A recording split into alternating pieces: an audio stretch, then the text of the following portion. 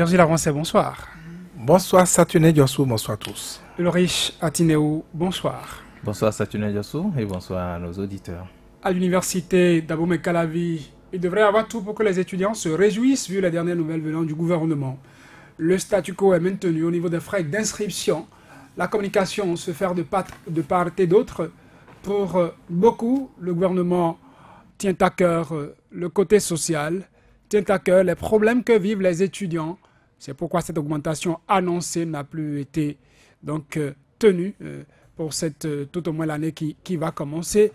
Ce n'est pas la même opinion dans le rang des étudiants, notamment dans le rang des responsables des associations estudiantines. Et ce soir, l'un d'eux est avec nous, Ali Migounou. Bonsoir. Bonsoir, monsieur le journaliste. Vous êtes le président de la FNEB, entendez la Fédération nationale des étudiants du Bénin. Et puisque on parle de FNEB, on parle d'étudiants. Vous êtes étudiant évidemment à l'université d'Abomey-Calavi. Oui. Vous êtes étudiant à la faculté de droit et de sciences politiques, la FADESP. Vous êtes en licence. Merci d'avoir répondu à notre invitation. Tout le plaisir pour moi d'être à vos côtés. Disais-je tout à l'heure, il y a quand même de quoi se réjouir de la décision prise par le gouvernement de ne plus augmenter les frais d'inscription. Vous ne vous réjouissez pas, vous? On ne peut pas se réjouir de maintenir le statu quo. Et on ne peut pas se réjouir de faire ce tapage-là médiatique que nous observons. Mais on peut être mécontent si le gouvernement augmentait. On sera plus que mécontent si le gouvernement augmentait. Ça, c'est la moindre des choses à dire. Et donc, nous sommes d'autant plus insatisfaits de cette sortie-là de Madame la ministre que véritablement, si nous l'avions en face de nous, nous pourrions véritablement sortir de nos gonds. Voyez-vous... Sortir de vos gonds devant une autorité, on vous maîtrisera tout de suite. Hein? Merci beaucoup, merci beaucoup. Voyez-vous, si l'autorité ministérielle a décidé de sortir, c'est suite à une lettre ouverte que la Fédération nationale des étudiants du Bénin, en date du 17 septembre, a décidé quand même de s'adresser à l'autorité. Et voyez-vous, dans cette lettre-là, nous l'avons invité véritablement à prendre une décision pour consacrer les organisations étudiantines après 3 mois après les élections à laquelle nous avons participé. Après cela, nous avons souhaité que cette dernière puisse véritablement appeler les acteurs des universités du Bénin pour s'assurer d'une année universitaire apaisée. Et quand on parle des acteurs, nous avons fait allusion aux syndicats de toutes les universités publiques et maintenant à toutes les organisations les plus représentatives élues. Et donc, qu'ils vous souviennent, l'année écoulée... Quand vous parlez de syndicats, vous faites également allusion aux syndicats d'enseignants. D'enseignants, exactement. D'enseignants. Et nous l'avons signifié dans notre correspondance, dans notre lettre ouverte. Et donc, mais grande a été notre surprise que l'autorité ministérielle ait choisi l'option d'adresser un message à la communauté universitaire. Et pour nous nous posons la question de savoir que est-ce que la ministre n'est pas hostile aux acteurs qu'elle a à charge de diriger? Ça ne se comprend pas. Plus de 2 ans à la tête du ministère de l'enseignement supérieur et de la recherche scientifique et tout. Officiellement, c'est 2 fois que, par exemple, en ce qui concerne les organisations étudiantines, c'est 2 fois que l'autorité ministérielle a reçu les étudiants. N'a-t-elle pas le droit de s'adresser à la communauté estudiantine sans prendre forcément par les associations estudiantines? Je suis d'avis. Elle a tout le droit de procéder ainsi. Mais on ne peut pas savoir que dans nos universités, nous connaissons assez de difficultés et qu'il vous souvienne l'année écoulée, enfin l'année qui est en train de prendre sa fin, nous avons traversé une crise. Nous avons fait environ 3 mois, près de 3 mois de grève. Nous allons en venir. Oui. Nous allons venir à ces points-là. Pour le moment, nous parlons du statu quo. Oui. Quel est le lien entre le statu quo et votre mécontentement et la rencontre qu'elle aurait pu avoir avec les associations estudiantines? Merci beaucoup. Le lien, c'est que, voyez-vous, actuellement, on dit tout simplement que le décret 2008-802 du 31 décembre 2008 portant et prise en charge des frais d'inscription des étudiants béninois non boursiers, non secourus et non salariés est toujours maintenu. Or, en date du 23 août, La même mine. Qu'est-ce qui se faisait de façon pratique parlant de ce décret? Les étudiants qui ne sont pas boursiers, qui ne sont pas secourus, qui ne sont pas salariés, ils ne paient pas les frais d'inscription. Ils ne payent pas les frais d'inscription. C'était une mesure que... L'inscription est gratuite. L'inscription n'a jamais été gratuite. Je vous explique. Bien avant l'arrivée du régime précédent, les étudiants payaient 6 500 francs comme... C'est-à-dire, bien avant l'arrivée du régime Yahi. Yahi. Ça, il faut oser le dire. Bien avant le régime du président Yahi, les étudiants payaient 6 500 francs comme frais d'inscription. Maintenant, à un moment donné, nous avons compris que le gouvernement était dans un esprit, selon notre compréhension. Voilà, tous les étudiants n'ont pas la possibilité de bénéficier des allocations universitaires, c'est-à-dire des bourses et des secours. Il y a une tranche qui en bénéficie. Le social, le gouvernement précédent a voulu amener les autres étudiants qui bénéficient des allocations à payer pour leurs proches. Enfin, pour ceux-là qui n'en bénéficient pas. Je vous explique. Si je suis étudiant et que j'ai la bourse ou le secours, on m'amène maintenant à payer pour celui-là qui ne dispose pas de la bourse et qui ne dispose pas d'une allocation universitaire. Et l'inscription, les frais d'inscription sont passés de 6 500 francs à 15 000. Donc on a doublé, sinon même presque triplé, pour amener celui-là qui bénéficie d'une allocation universitaire à payer pour, à part lui-même, à payer pour une personne et demie. Quand vous faites 6 500 fois 3, ça vous fait... D'où tenez-vous ces explications? Voyez-vous, à chaque décret, il faut aller véritablement... Le gouvernement précédent a-t-il, sinon le régime Yahi a-t-il dit, puisque vous parlez de ce régime-là, c'est au cours du régime, c'est avec Yahi Boni que les frais d'inscription sont passés à 15 000 francs. Oui. Le gouvernement Yahi, en prenant ce décret, a-t-il écrit qu'en mettant les frais d'inscription à 15 000 francs, c'est pour payer à la place de ceux-là qui ne seraient pas boursiers, qui ne seraient pas secourus? Ça n'a pas été dit. C'est une conclusion logique, ça. Ça n'a pas été dit. Mais c'était... On peut dire que l'université a des charges qui sont... En chaque loi, je suis d'avis, en chaque loi, il y a la loi, il y a le code de la loi, mais il y a l'esprit de la loi. Qu'est-ce qu'on veut régler? Voilà, le gouvernement, à travers les allocations universitaires, apporte une aide à ceux-là qui ont une certaine moyenne. Vous allez au bac, par exemple, et vous allez au bac, vous avez 11 de moyenne, vous remplissez le critère d'âge, vous avez d'office droit à un secours universitaire qui s'élève à 134 000. Vous avez une bonne moyenne, vous avez la bourse, ça vous fait 300 et quelques mille. Vous passez de la première en deuxième année, vous renouvelez votre bourse. Ou carrément, vous passez de la première année en deuxième année, par exemple, vous avez à partir de 11,50, 11,51, vous avez une bourse désormais. Mais avec le nouveau régime, c'est que tout ça a été supprimé. Et donc, la logique, c'était véritablement... Le nouveau régime, c'est-à-dire celui-ci. Oui.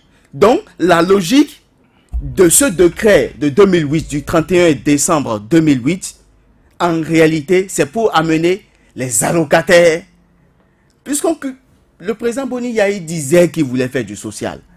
Il fallait aussi apprendre en réalité l'étudiant à faire aussi du social. Donc, l'instruction n'a jamais été gratuite, mais comment appelle-t-on, on a permis aux étudiants de payer à leurs camarades étudiants. C'est l'esprit, enfin, c'est ce que nous avons compris à travers ce décret-là. Maintenant, le gap qu'il pourrait avoir, parce que si éventuellement sur 100 étudiants, si c'est 30 qui bénéficient des allocations... 30 personnes ne seraient pas les frais d'inscription de 90. De 90. Maintenant, le gap qui pourrait, les 10 autres restants, les subventions qui devront venir du gouvernement et tout, viendront compenser cela. Mais nous avons constaté au fil du temps qu'en réalité que non, il faut oser le dire, nos différents gouvernements sont en train, de façon progressive, de démissionner en ce qui concerne la gestion des universités publiques. Si bien que les subventions ne viennent pas, et même si ça doit venir et tout, ça ne vient pas en intégralité. Des tranches. C'est par tranche, on déverse, on accompagne les universités. Et donc, si ça doit venir, c'est que ça ne vient pas en totalité. Les subventions ne sont qu'accordées à hauteur de 40% selon... 40%. Et c'est là où vous devez pouvoir comprendre qu'en réalité que non. C'est finalement pour pouvoir délaisser nos universités qu'on demande maintenant à l'étudiant de venir payer là où l'État est attendu. Et pour nous, nous ne sommes pas d'accord. Et nous disons tout simplement que ce n'est pas normal qu'on nous demande de faire ce truc-là. Et le 23 août, par exemple, la ministre a saisi tous les recteurs à travers un courrier qui a pour objet nouvelles mesures relatives aux inscriptions dans les universités nationales du Bénin. Et à travers cette correspondance-là, la ministre a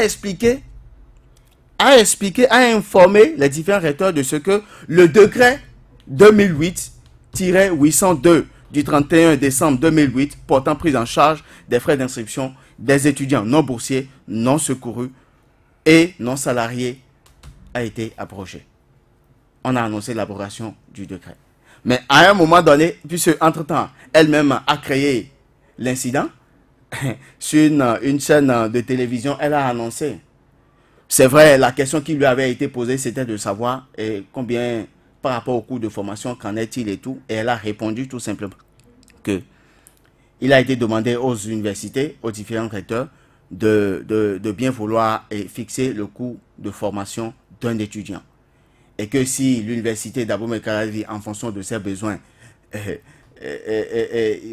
fixait 100 000 francs, et que à l'université de Parakou, puisque c'est une nouvelle université, elle est récente, et qu'elle a besoin plus d'infrastructures et tout, et que si l'université, l'équipe rectorale estime que chez eux, c'est 150 000 et tout, que le gouvernement prendra acte et avisera.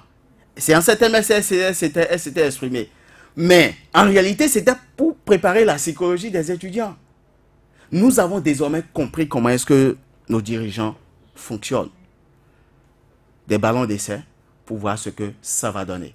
Et c'était en réalité pour qu'on s'asseye pour discuter de tout ceci que véritablement nous avons décidé de lui adresser une correspondance. Et sa réaction n'a pas été en droit. Pour la FNEB et tout, sa réaction n'a pas été la bienvenue. Parce qu'en réalité, elle a raté une occasion en or de une fois pour de bon éponger cette question-là. Ça fait déjà plus d'1 an que la FNEB lui a adressé une correspondance pour souhaiter un débat de fond en ce qui concerne les inscriptions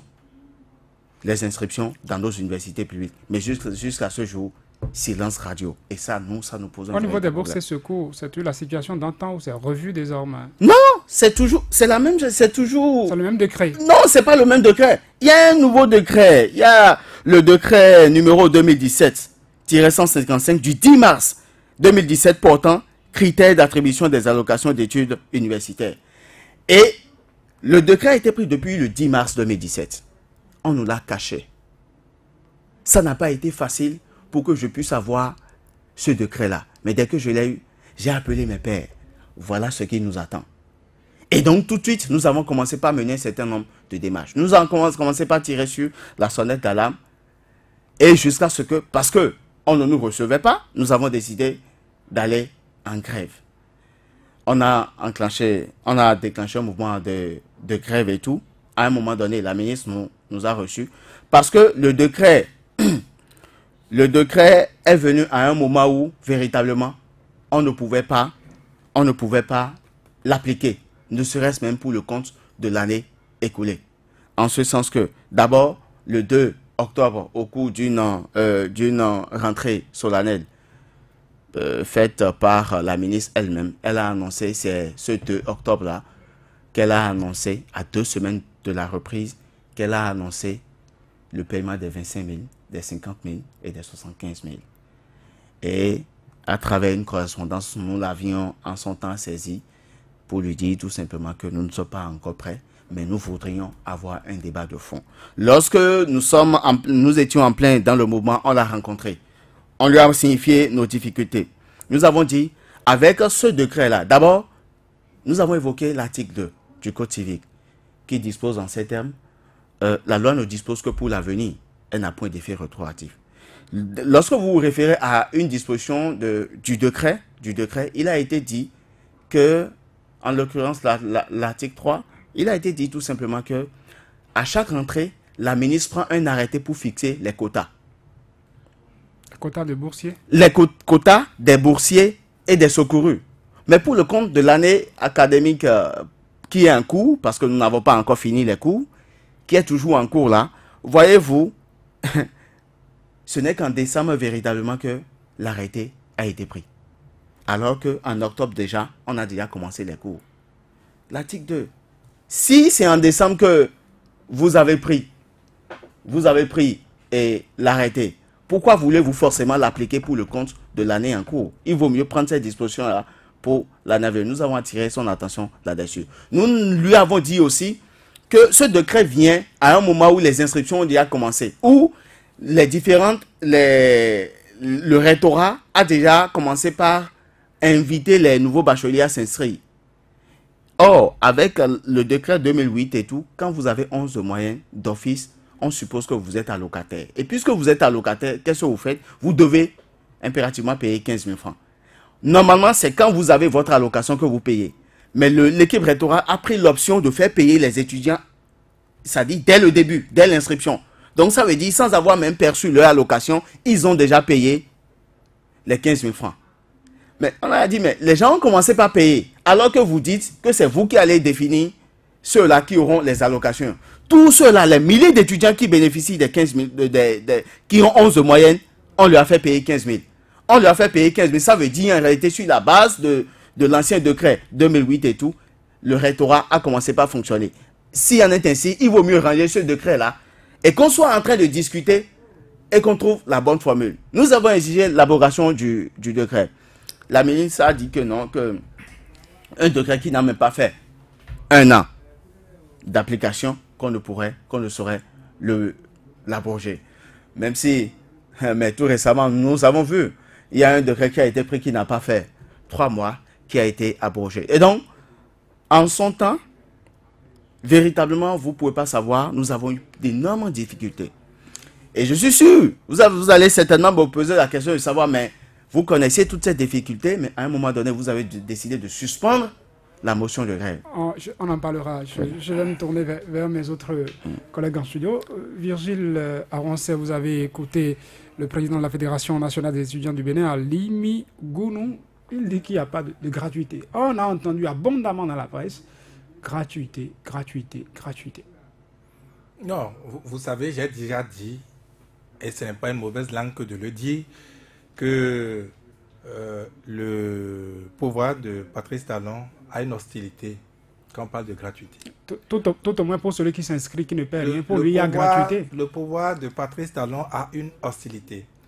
Et qu'est-ce que vous constatez? Quand on veut parler de gratuité, ou du social, si vous préférez, heureusement, hein, ce n'est pas les ministres qui le disent, ce n'est pas les barons du régime. Heureusement. Il a plutôt des antennes sur les réseaux sociaux et dans les journaux où on dit oui, le pouvoir Patrice Talon est véritablement social et on commence par donner des exemples. Le dernier en date, c'est donc celui-là, ce retour au pédalage. Moi, je n'ai rien contre. Mais n'allez pas chercher le social là, dans ce domaine. Vous voyez, vous n'êtes pas capable d'améliorer l'existant. Vous empirez les choses, puis vous rebroussez chemin. Et vous dites, ah non, c'est du social. J'ai déjà donné l'exemple ici d'un père de famille qui, au lieu des 4 boules d'Akassa qu'il a l'habitude de donner chaque soir à ses enfants, les prive. Les enfants restent affamés 2 jours, 3 jours. Puis, le 4e jour, il amène les 4 boules d'Akassa et veut qu'on l'applaudisse. Il est le meilleur père. C'est lui qui connaît le social. Effectivement, quand vous avez eu autant faim et qu'on vous a amené 4 boules d'Akassa, c'est votre Dieu qui leur a amené. Mais c'est cynique, ce genre de social. C'est pareil quand dans ce pays, n'est-ce pas? Il aurait pu ne pas ramener ces boules d'Akassa parlant du père de famille. Mais il n'est plus et du gouvernement ne pas revenir sur sa décision de retourner au statu quo. Mais c'est du cynisme, c'est même sadique de voir les choses de cette manière-là. Je pèse bien mes mots. Dans ce pays, parlant des mots de forfait Internet, je dois vous raconter encore ça? Quand on a ramené, n'est-ce pas, les forfaits au prix normaux, on a dit, ah oui, ça c'est du social. Il est à l'écoute du peuple. Il les a privés. C'est ce père de famille qui a femme, qui ramène après et qui veut qu'on le célèbre comme le meilleur père.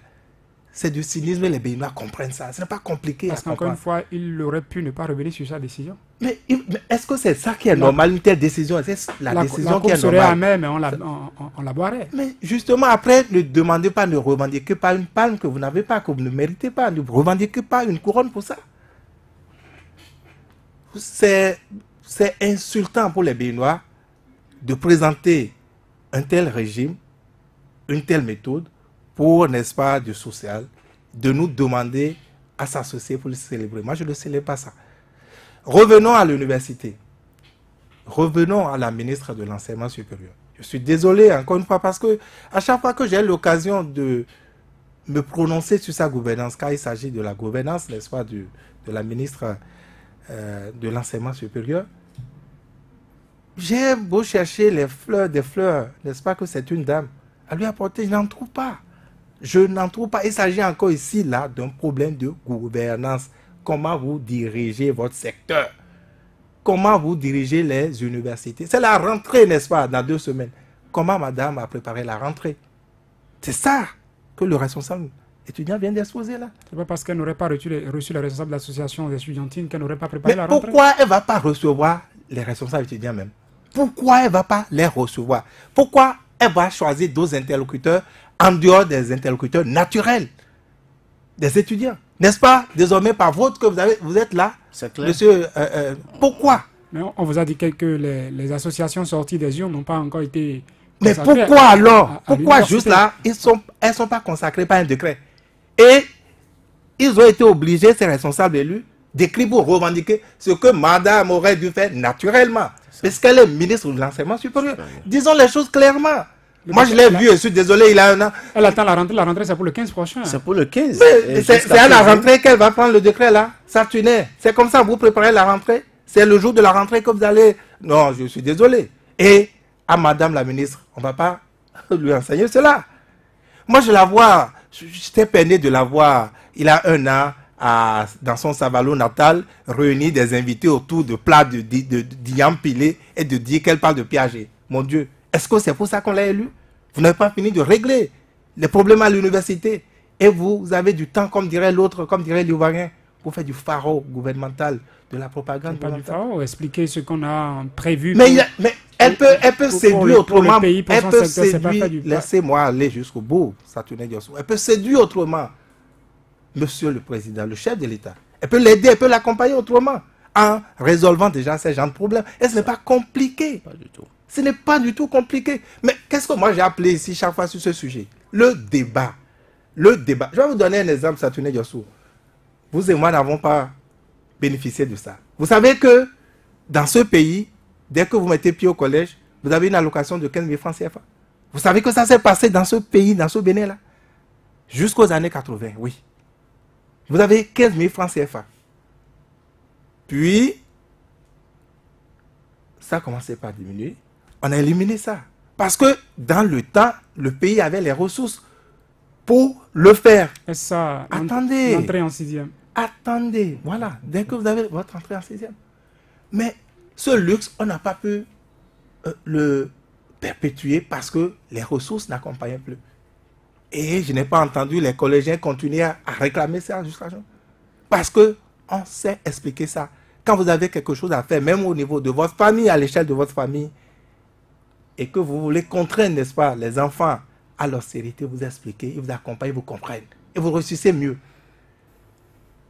Mais dans tous les pays, ça s'est toujours passé comme ça. Les allocations, on fixe les critères selon les moyens, selon les ressources, et on attribue. Donc, aucun problème. Moi, je ne demande pas, je ne peux pas demander aux étudiants d'aller réclamer coûte que coûte qu'on leur donne des allocations que l'État, peut-être, au vu des moyens d'aujourd'hui, n'a pas à leur fournir. Je ne dis pas ça, je ne le dirai pas. Et je ne suivrai pas les étudiants dans cette logique. Mais il faut expliquer. Mais il faut faire le débat et prendre l'opinion à témoin. Madame ne parle pas de ça, le gouvernement ne parle pas de ça. On reste là, on fonctionne dans ce pays, excusez-moi, avec une certaine arrogance, que ce soit au Parlement, que ce soit dans l'exécutif. On croit que, bon, quelqu'un a été visité ou des gens ont été visités par le Saint-Esprit, c'est eux qui ont la meilleure science et l'imposent aux autres. Oui, c'est eux qui ont la grâce divine. Puisque c'est l'exécutif, tout le Béninois ne peut pas prendre la décision. Tout le monde ne prend pas la décision, mais je dis, la gouvernance pose un problème. Vous connaissez nos amis étudiants aussi, nous sommes en démocratie. C'est des étudiants contestataires. Mais il faut d'abord expliquer quitte à ce qu'ils contestent. D'accord, vous ne faites même pas, vous compliquez le problème. Vous faites le terreau à des problèmes, à des soulèvements.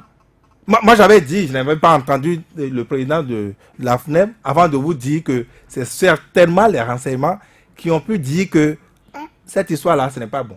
Si en plus des initiatives qui se multiplient, il faut rallumer le feu des campus, ah non, ce n'est pas bon signe.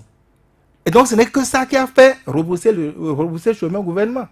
Mais on aurait pu éviter. Regardez, association d'étudiants, ils disent que c'est eux qui ont dit à Madame la ministre, rencontrez-nous. Qu'est-ce qu'on fait par rapport à ça? Initier un débat sur le sujet.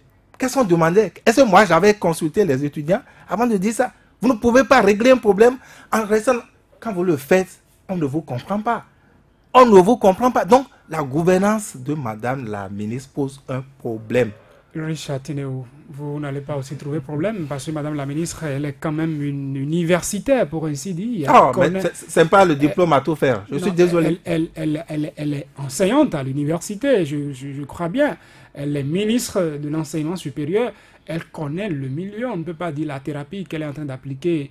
Elle n'aurait pas mûrement réfléchi avant de commencer par l'appliquer. C'est tellement qu'elle s'est dite qu'elle va se dire que les étudiants allaient rencontrer à cette étape-ci. Ce n'est pas encore le cas. Les étudiants sont encore en vacances. Pourquoi aller installer les associations qui sont sorties des unes? Pourquoi aller les consacrer? Attendons la rentrée et puis on fera tout pendant la rentrée. On va installer les gens et puis on discutera. Mais écoutez, vous ne connaissez pas son agenda. C'est vrai, mais il faut reconnaître qu'elle fait ce qu'elle peut peut-être, parce que il y a qu'on ne peut peut-être pas également tout dire. On ne peut peut-être pas tout dire. Elle joue, elle est au milieu, non seulement des étudiants, des professeurs d'université et autres, c'est-à-dire du monde universitaire, et le gouvernement d'autre part. Vous avez parlé tout à l'heure de cette décision, par exemple, ou de cette volonté d'augmenter les frais d'inscription dans nos universités. Le responsable étudiant sur le plateau a dit que c'était un ballon d'essai pour voir ou pour jauger la population, voir quelle serait la réaction tout au moins des étudiants.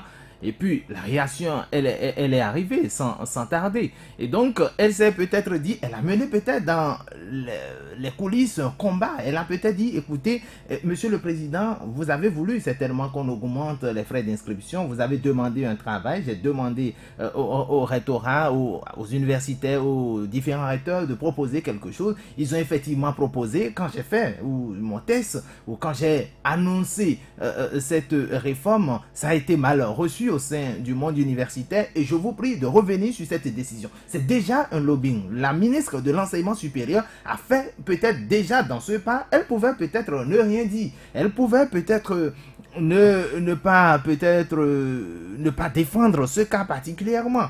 Et c'est là, je dis, elle a peut-être fait quelque chose. Je n'appelle pas ça, un peu comme Vigile le disait, je n'appelle pas ça du social. Non, parce qu'on n'a encore rien changé. Rien n'a changé pour qu'on parle de social. Et justement, à la longue liste de Vigile avancée, je voulais également ajouter ce cas où on a parlé des plaques d'immatriculation pour les motos dans ce pays.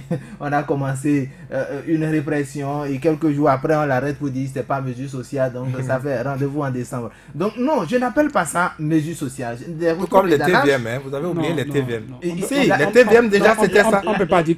La liste, elle est longue. Quand on prend la mesure, s'il vous plaît, de riche, de faire la répression concernant les motos sans plaque d'immatriculation, et qu'on a arrêté des motos qui sont en infraction parce qu'elles n'ont pas de plaque, et on décide de remettre ces motos sans paiement des frais de fourrière, sans paiement de la contravention. On aurait procédé autrement. C'est quand même du social. On pouvait dire, puisque vous étiez déjà en infraction, vous payez tout au moins avant de prendre votre moto, avant d'aller... Ils ont créé la situation non gérée. De toute façon, nous ne parlons pas de ça. C'était juste quand même pour apporter une précision. Mais quand je reviens aux frais d'inscription à l'université, c'est vrai, moi j'ai écouté des parents d'élèves, pas plus tard, je crois, le mercredi dernier, j'ai reçu le président de la fédération des associations de parents d'élèves et d'étudiants qui disait même si il fallait, Monsieur Pifanazon, il dit même s'il fallait payer, que les parents sont prêts, le plus important c'est comment régler aujourd'hui. Monsieur Azon n'a jamais été un défenseur des étudiants. Mais vous le savez. Il a dit que vous ne l'approchez pas, que vous ne lui posez pas le problème. Mais le syndicat du gouvernement et de tous les régimes. Vous savez, ce que je veux également ajouter, c'est que cette question... Il y a une limite de mandat pour ça. Le responsable... Il n'y a pas de limite de mandat. Il n'y a pas de limite. On l'a vu ici, on a dit fédération, des associations de parents d'élèves et d'étudiants. Donc ce sont vos parents qui les lisent. Justement, il a été élu où et quand? Vous n'êtes pas encore parent d'étudiants, non? Bon, attendez d'être parent d'étudiants et puis vous allez accéder à cette fédération et peut-être porter votre choix sur quelqu'un d'autre. Donc je disais que pour cette question d'inscription ou des frais d'inscription à l'université, l'étudiant l'a dit tout à l'heure, chaque gouvernement essaie de régler la question peut-être à sa façon. Il a parlé de 6500 ou autant de Kérékou. Boniaï est venu, on est passé à 15 000 pour les boursiers et les secourus. Bon, je dis, même dans ce contexte-là, aujourd'hui, qu'on parle peut-être de statu quo, peut-être que rien n'a fondamentalement changé. Ce n'est que un réaménagement. Si entre-temps, tout le monde payait 6500 et qu'à un moment donné, il fallait compenser ou il fallait aider ou monter le prix et permettre également à ceux-là qui, bon, parlant bien évidemment de mesures sociales, ne vont plus désormais payer les frais d'inscription, aider ceux-là à payer une partie de ces frais d'inscription. Si je m'en tiens à l'explication, du responsable étudiant, il fallait donc, ça dit, revoir le mécanisme, il fallait trouver la solution. Et c'est ça ce que le gouvernement a trouvé. Je suis d'accord peut-être avec cette explication. Et je dis, ce gouvernement, parce qu'on a parlé des conditions désormais pour bénéficier des allocations universitaires. On a dit, désormais, quand vous avez tel nombre d'âge, on a réduit tellement les choses à telle enseigne que tout le monde ne peut plus aujourd'hui bénéficier des allocations universitaires, ou en tout cas, ce n'était plus comme auparavant. Donc aujourd'hui, je pense que chaque gouvernement a sa politique, parce que je suis également d'accord avec Vigie quand il dit il ne faut pas s'engager à payer des bourses et secours qu'on n'est peut-être pas en mesure. Quand vous regardez les moyens dont vous disposez, vous ne pouvez pas payer et vous vous engagez à payer. Vous prenez un décret. Non, ça ne servira à rien. Il faut regarder la cagnotte, il faut voir ce qu'on peut faire, et c'est en fonction de ce qu'on peut faire là qu'on définit désormais les modalités. Et je crois que revenir à 15 000 francs, ce n'est pas du social, ou revenir à 0 francs pour les non-boursiers et secourus, ce n'est pas du social, mais il faut reconnaître que dans ce sens-là, le gouvernement a peut-être, compris qu'il ne fallait pas ajouter au problème des étudiants. Et ça, il faut reconnaître ça au gouvernement. En dehors de cela, il faut également dire que le monde universitaire aujourd'hui a besoin de réformes à l'interne, parce que quand vous prenez, quand Boniaï augmentait par exemple les frais d'inscription de 6 500 à 15 000, on peut se demander, mais quel a été l'état des lieux? Qu'est-ce qui a été fait avec les fonds, ou quand on a augmenté, quelle était la vision? Est-ce que ce n'était pas aussi, parce que ceux-là qui veulent augmenter aujourd'hui les frais d'inscription, ils parlent des infrastructures universitaires, ils disent qu'il y a beaucoup d'investissements à faire pour quand même moderniser nos universités. Donc, qu'est-ce qui a été fait dans le temps avec ces 15 000 francs? Donc, la question, elle est également là. Si aujourd'hui, on n'a pas senti le résultat, alors que chaque année, il y a des milliers d'élèves qui donc ouvrent ou qui franchissent les portes de nos universités, il faut réfléchir comment est-ce qu'il faut accueillir désormais ceux-là. Et c'est pourquoi il y a aujourd'hui tout un tas de mécanismes pour sélectionner ou pour peut-être même décourager certaines personnes, même déjà pour ne pas aller dans les universités. C'est-à-dire, le gouvernement aujourd'hui réfléchit. Il ne faut pas dire que les gouvernants, ou sinon nos gouvernants, je dis, ne réfléchissent pas dans ce sens. Ils réfléchissent parce que le monde universitaire, qu'on le veuille ou non, c'est une bombe en téléchargement, quoi. C'est-à-dire ce qui va se passer, c'est imprévisible, ce qui va se passer. Et c'est pourquoi je dis, le plus important n'est peut-être pas de rencontrer déjà les associations universitaires, même si la rentrée, c'est vrai, elle est imminente, il faut s'asseoir, il faut parler, il faut discuter des problèmes de l'université. Mais c'est déjà de se demander, mais quelle est la solution que les autorités proposent aux problèmes que nous avons? Est-ce que ces solutions ou les approches de solutions répondent à nos préoccupations? Et c'est là, je trouve qu'on doit pouvoir peut-être réorienter le débat. Aujourd'hui, la question des frais à l'université ne se pose plus, même s'il faut reconnaître que d'une manière ou d'une autre, les boursiers, les secourus payent, parce qu'on a parlé, j'ai lu dans les journaux, on a parlé de 50 milliards, le gouvernement débourse 50 milliards pour le monde universitaire, mais ces 50 milliards, on peut les prendre également dans les allocations. Peut-être si, entre-temps, il y a 200 personnes qui bénéficiaient de ces allocations et que désormais, on réduit ça à 100. Bon, c'est des mécanismes, c'est des moyens. Ou est-ce qu'il faut peut-être pensionner, ou c'est-à-dire prendre un peu pour juste glaner? Où est-ce qu'il faut glaner, voilà, et les fonds pour pouvoir peut-être répondre à des préoccupations données. Donc, je crois que le gouvernement est dans ce rôle et c'est très difficile lorsqu'on se met à faire de ce genre de calculs, parce qu'il n'y a pas, peut-être, je dis peut-être, je ne suis pas au gouvernement, il n'y a peut-être pas les moyens.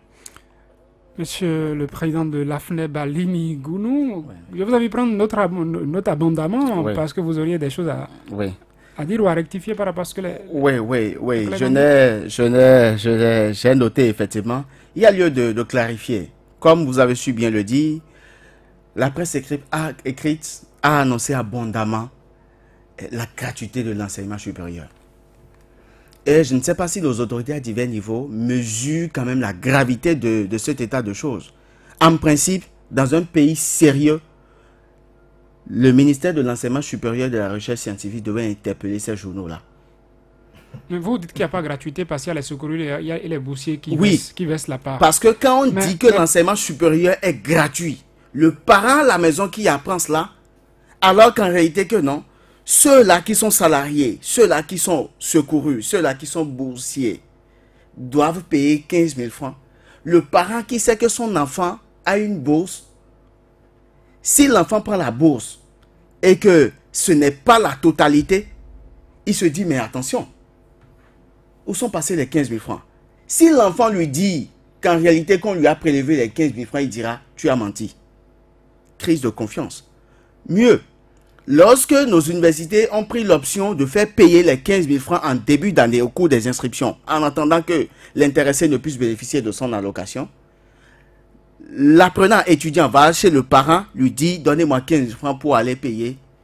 Le parent lui dira, mais ta loi a rendu gratuit l'enseignement supérieur, les inscriptions. Et ça pose un véritable problème. Quand on dit par exemple que l'enseignement supérieur est gratuit, ça suppose que dans nos écoles où les étudiants payent plus de 400 000, les gens pourraient penser que non, ils ne vont plus rien payer. Ceux-là qui savent que leur enfant n'a pas encore fini, par exemple, l'année en cours, qui est toujours en cours, et qui savent que non, on lui a dit que c'est désormais gratuit. Les cotisations qu'il faisait pour mettre de côté un peu quelque chose pour payer la scolarité de son enfant, il pourrait bousiller cela. Donc, cette communication qui se fait autour de cela, pour nous, n'est pas de nature véritablement à arranger les choses. Il n'y a pas de gratuité de temps, puisque même déjà dans les facultés, même pour aller vous inscrire dans les facultés, c'est désormais sur sélection. On vous demande de venir déposer le dossier, de payer 2000 francs. Vous payez les 2000 francs, vous n'êtes même pas sûr d'être retenu. Et il faudra faire les 2000 francs fois les milliers d'étudiants qui payent pour voir les ressources engrangées. Frais d'études de dossier, on a toujours pris ça partout. Je suis d'avis. Mais nous ne connaissions pas ça. Mais nous connaissons ça aujourd'hui. Et nous avons dénoncé cet état de choses avec... nous avons informé notre autorité ministérielle qui a promis faire quelque chose dans ce sens jusqu'à ce jour. Silence radio. J'ai entendu des décanards, des chefs d'établissement me dire, mais nous avons besoin des ressources pour fonctionner. C'est ça qui nous oblige à recourir à ces faux frais-là que vous dénoncez. Quand c'est comme ça, il y a mal donne. Ce ne sont pas des faux frais, c'est des frais institués. Non. Même au niveau des canaux. Tout au moins. C'est des frais institués. Je ne sais pas, s'il y en a parmi vous ici. Je ne sais pas s'il y en a parmi vous ici. S'il y en a parmi vous ici qui ait fait une faculté. Si en votre temps... Nous n'avons pas été à l'école ici. Moi, j'ai payé les 6 500. J'ai payé également 15 000. Je vous rappelle que c'est en dehors des 15 000 ou des 6 000 francs. Il faut d'abord payer ça là. C'est quand vous êtes retenu que vous allez peut-être payer les frais d'inscription. Vous me suivez désormais? Ça dit, désormais, il faut étudier les dossiers et limiter l'accès, l'entrée à l'université. Et ça nous pose un véritable problème. On peut même faire cela. Merci de réajuster votre casque. Oui. Quelle disposition on prend pour que ceux-là qui ne seront pas retenus, par exemple, ceux-là qui ne sont pas retenus, soient recasés quelque part? Encore que... Pourquoi voulez-vous qu'on prenne tout le monde? Parce qu'en réalité... On parle d'excellence, on peut chercher à prendre les meilleurs. Pourquoi ne pas prendre l'exemple même sur des universités étrangères? En France et partout, même les bourses dont vous parlez, c'est sur sélection. C'est sur sélection. On prend les meilleurs des meilleurs. Je suis d'avis. Vous avez même encore attiré mon attention sur un fait.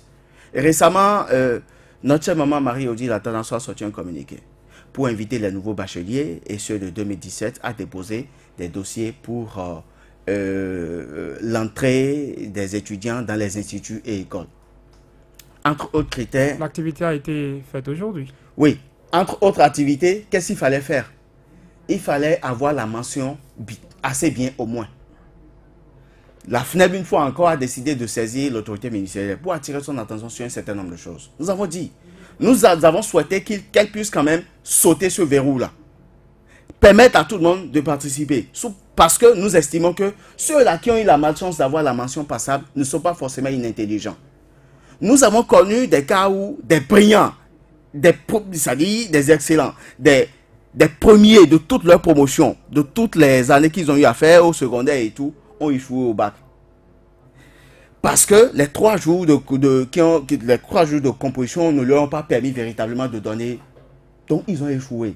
Parmi ceux-là qui véritablement ont la mention passable, il pourrait y avoir des meilleurs qu'on recherche. Ailleurs, pour faire ça, je crois que ça se fait aussi au Bénin. On ne demande pas que le relevé du bac, on demande le relevé de la seconde, de la première, de la terminale pour évaluer. Monsieur Sartunet, ici en réalité c'était un concours. On a dit c'est un concours. Ce n'est pas une sélection sur étude de dossier. Donc il fallait permettre à tout le monde. En réalité, à chaque fois que la FNEB pose un acte, parce que nous estimons que nous sommes au supérieur. Nous estimons que si le régime du président Talon échoue, c'est tous les Béninois qui ont échoué. Eux ne sont pas à l'inférieur, ils sont au supérieur. Et en réalité, c'est pourquoi vous devez pouvoir comprendre. Parfois, les agissements des uns et des autres sont de nature à amener les uns et les autres à pouvoir comprendre. Voyez-vous? Est-ce que vous n'avez pas l'impression de prendre en otage le ministère de l'enseignement? Pas du tout. De l'enseignement supérieur, de la recherche scientifique, et de vouloir diriger ce ministère à la place de la ministre? Pas du tout. Nous n'avons. Parce que c'est comme si c'est vous qui édictez les règles. Comprenez tout simplement que si c'est pas ce que vous voulez, c'est qu'il y a problème. Je voudrais profiter à présenter mes excuses à vos auditeurs si éventuellement ils pensaient que j'ai été arrogant. Encore que je ne l'ai pas été. S'ils ont pensé, par exemple, un instant, que j'ai placé un mot qui pourrait choquer. Mais les autorités doivent pouvoir comprendre que c'est une accumulation de frustration. Voyez-vous, nous sommes dans un pays, par exemple, où nous sommes conscients qu'aucun État au monde ne peut pourvoir de job à tous ses citoyens, n'est-ce pas? Et donc, il faut travailler à faciliter l'entrepreneuriat. Mieux, il faut travailler à orienter les uns les autres. Dans le supérieur, chez nous, quand vous prenez par exemple ce qui concerne mon organisation, nous disposons des institutions spécialisées. Vous avez Radio Univers par exemple. Vous avez le Héros qui véritablement constitue le laboratoire même de la presse nationale et internationale. Vous êtes d'accord? Parce que nombreux sont ceux-là qui sont passés par là, mais qui aujourd'hui animent les chaînes de télévision, les chaînes de radio et même la presse écrite. Ça fait un. Vous prenez l'ensemble artistique et culturel des étudiants du Bénin. Aujourd'hui, nous avons choisi, nous avons fait l'option de faire la promotion du tourisme par exemple, de la culture, ainsi de suite.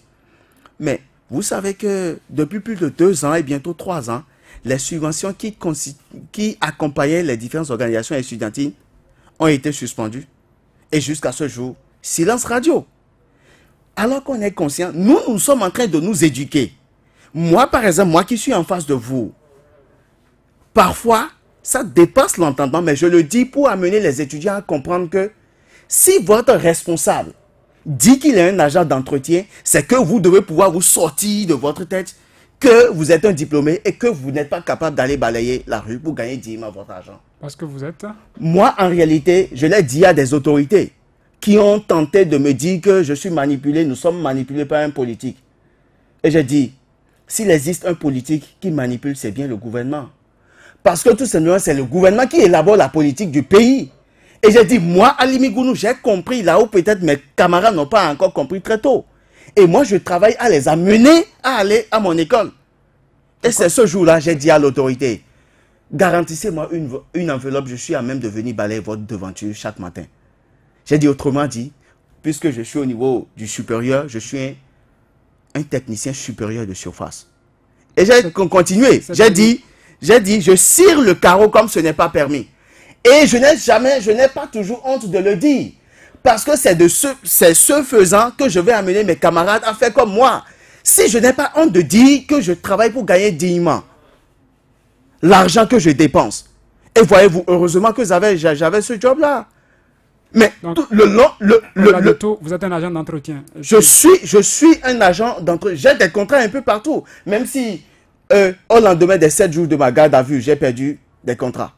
Parce qu'on a ventilé partout. Il y en a qui ont cru que j'ai fait la prison. J'ai fait 7 jours de garde à vue.